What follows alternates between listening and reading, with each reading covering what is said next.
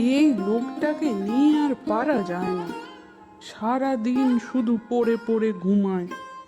দইয়ের ব্যবসাটা আছে, সেটাকেও ভালো করার কোনো ইচ্ছে নেই।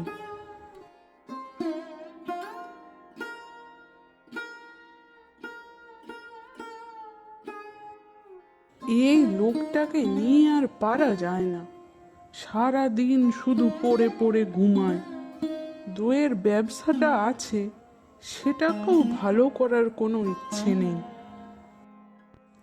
কিভাবে যে সংসার চলবে তারও কোনো হুঁশ নেই। সারাদিন শুধু খাই খাই আর ঘুম, আর আমি এই দিকে রান্না করে করে মরি। আহা, ওটা মনে হয় আজ সকাল সকাল সিঙ্গারা ভাজছে, যাই একটু খেয়ে আসি।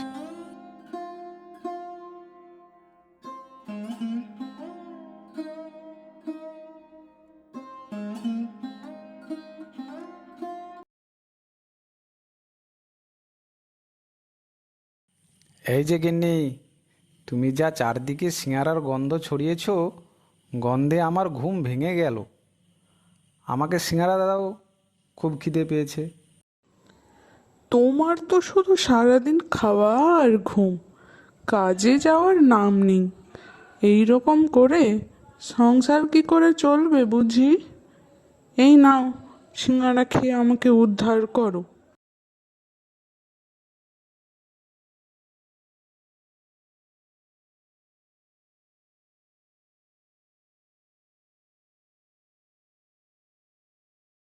সত্যি গিন্নি, তোমার হাতের তুলনা নেই।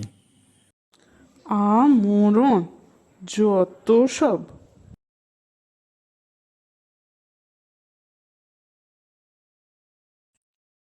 কিরে গোপাল, আজ দোকান খুললি না কেন? কি করে খুলবে? সারাদিন খাওয়া ঘুম ছাড়ার কিছুই বোঝেন না উনি। আরে খগেন, আগে আমার বউয়ের হাতের তৈরি সিঙ্গারা খেয়ে যা, তারপর কথা হবে।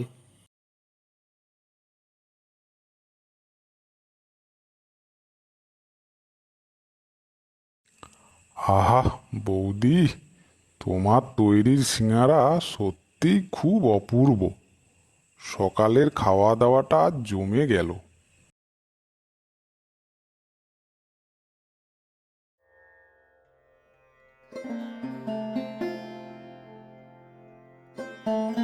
কিরে, তুই এই পথ দিয়ে এই সময় কোথায় যাচ্ছিস? তোকে তো কোনোদিন এই পথে যেতে দেখিনি। আর বলিস না, একটুখানি কাজ ছিল বলে যাচ্ছিলাম। আজও দিনটা মেঘলা, মনে হয় বৃষ্টি আসবে। যত বৃষ্টি হচ্ছে জিনিসপত্রের দাম ততই বেড়ে যাচ্ছে। হ্যাঁ রে ভাই, তোর ব্যবসাপত্র কেমন চলছে বল? ঠিক আছে তো? না রে, একদম চলছে না। তাই সারাদিন ঘরে থাকি বলে রোজ বউয়ের খোঁটা শুনতে হয়। তুই বরং ব্যবসা একটু মন দে, বুদ্ধিটা একটু কাজে লাগা। সব সময় সৎভাবে ব্যবসা করলে হয় না। সত্যি, তুই যা বলেছিস। এখন কি করব বলতো? একটা বুদ্ধি দে না, তোর মাথায় তো অনেক বুদ্ধি। ওজনে কম দেয়া শুরু কর। তুই তো দই ওজনে মেপে দিস, তাহলে সমস্যা কোথায়?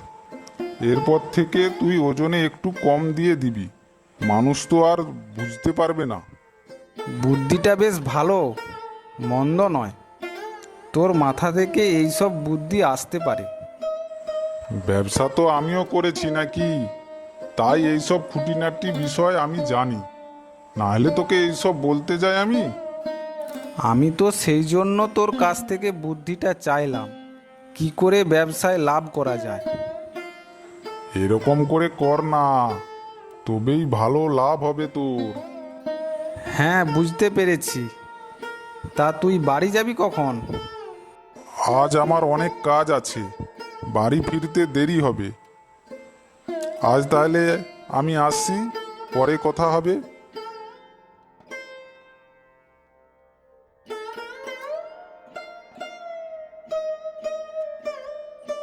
এবার আমি কি করব?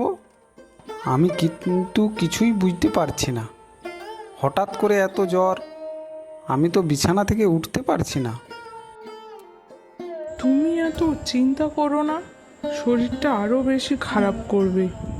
তুমি মাঝে মাঝে কাজে যাও না বলে তোমাকে খোঁটা দিই, কিন্তু এইবারে সত্যি তোমার এতটা শরীর খারাপ হবে যে আমি ভাবতে পারিনি।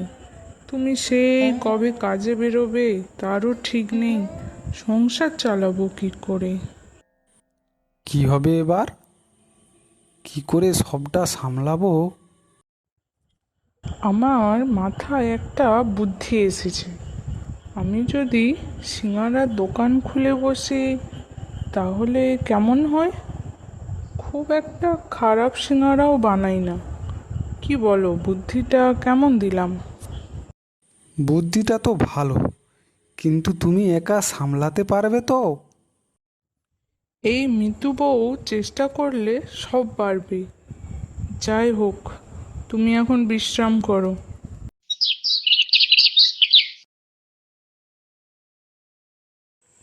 আরে বৌদি, তুমি কবে থেকে সিঙ্গারার ব্যবসা খুললে? আর গোপাল কোথায়? ওকে তো দেখতে পাচ্ছি না। আর বলো না ঠাকুরপো, তোমার গোপাল দাদা প্রায় 1 সপ্তাহ ধরে জ্বরে ভুগছে। কিছুতেই জ্বর কমছে না, শরীরটা বড্ড খারাপ। তাই তো আমাকে সিঙাড়ার ব্যবসাটা শুরু করতে হলো, না হলে সংসার চালাবো কি করে? তাছাড়া তোমার হাতের তৈরি সিঙ্গারা খেতে তো যা সুন্দর, দেখবে তুমি অবশ্যই পারবে এই ব্যবসাটাকে এগিয়ে নিয়ে যেতে। তাছাড়া দোকানে তো দেখছি অনেক ভিড়ও জমেছে। ঠাকুরপো, তোমাকে দুটো সিঙাড়া দিই? হ্যাঁ হ্যাঁ, অবশ্যই। আজকে প্রথম দিনেই অনেক লাভ হয়েছে সিঙাড়া বিক্রি করে। ওহ, তাই নাকি? বাহ, খুব ভালো। তুমি এত কষ্ট করছো, সত্যি দেখে আজ আমার খারাপ লাগছে। আমি মাঝে মধ্যে কাজে যেতাম না, ব্যবসার মন ছিল না, তখন বুঝতাম না সংসার সত্যি চলবে কি করে। আর তুমি দেখো, ঘরের কাজ সামলেও ব্যবসা চালাচ্ছ। আজকে সত্যি অসুখ হয়ে বুঝতে পারছি আমি কত ভুল ছিলাম। ওইসব বাদ দাও, ভাত বেড়ে রেখেছি, খাবে, চলে এসো। আর দেখবে এই মৃত্যু বউয়ের সিঙাড়া ব্যবসা আরও অনেক এগিয়ে নিয়ে যাবে।